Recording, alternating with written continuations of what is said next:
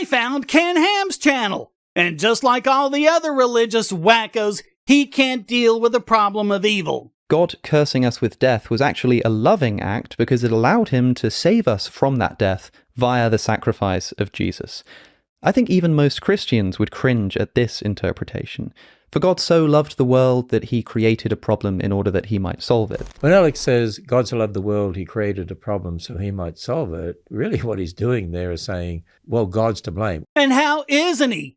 You believe that God is all-knowing, all-loving, and all-powerful. You also believe that he created the universe, and before he did, he knew how it would all unfold, in every last detail. That means he knew how, and had the power to make, any tweaks or changes he would need in order to prevent that from happening. And he chose not to. But it's not God's fault that there's evil in this world. It's our fault because we and Adam sinned. Well, we weren't even born yet, so thanks for putting your thumb on the scale. But how did this sin come about? The sin wasn't theft or murder or anything like that.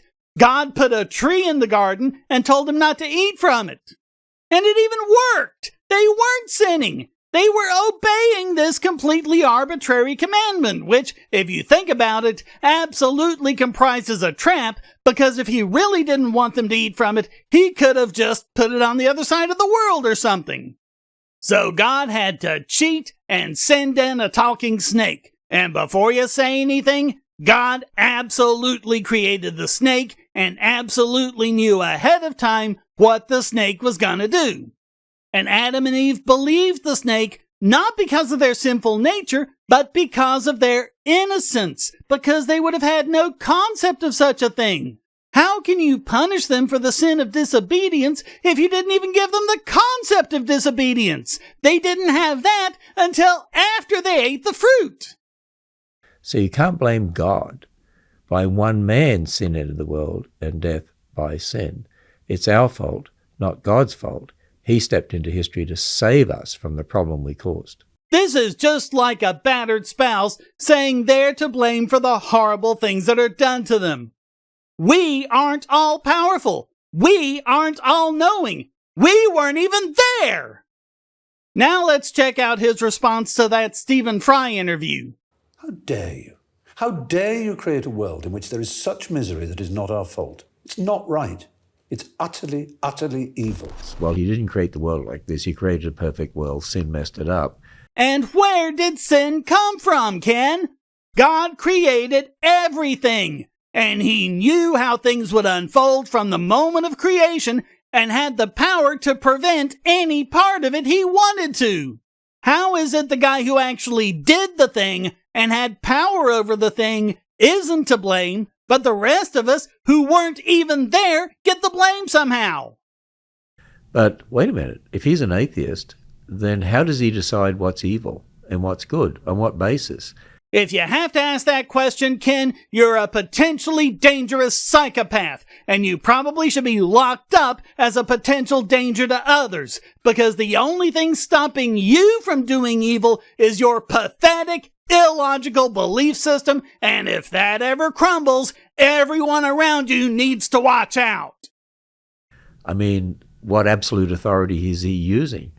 From his perspective, he can't call God evil or can't call someone immoral because they don't have an absolute standard by which they can judge someone. Here it is from his own mouth.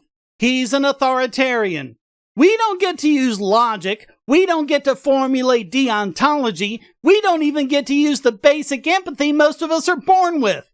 No, there has to be some powerful guy arbitrarily determining this or that. How can anyone deny at this point that Christianity is absolutely 100% authoritarian and completely incompatible with any sensible and rational and compassionate view of the world?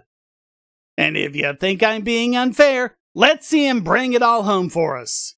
Can we believe in a loving God and yet understand how he can allow us to live in a world full of death, suffering, and disease? You know, Job wrestled with that question. Then God said, Job, do you know this? Do you know that? Do you know this? Do you know that? Job suddenly realized that he knew nothing compared to what God knows. That is not what God said to Job. He went on this utterly arrogant and psychopathic screed about, "Where were you when I laid the foundation of the earth? Have you commanded the morning since the days began and caused the dawn to know its place?" and so on. None of which was any kind of answer to Job's question. It's basically, I was here first and I'm bigger than you, so I can do what I want. So Ham even has to lie about what the Bible says. We need to understand God is God. He's in total control. And if you want answers to the question of a loving God and death and suffering, divine dilemma, wrestling with the question of a loving God in a fallen world. Yeah, just bend over and take your spanking, because God does what he wants. And Ham not only believes that this is the case, he believes God should be worshipped as a result. So thanks for watching. Please hit like and subscribe, leave a comment, and go to donate.bogosity.tv to keep me doing what I do. And check out all the great content here, like this video selected just for you.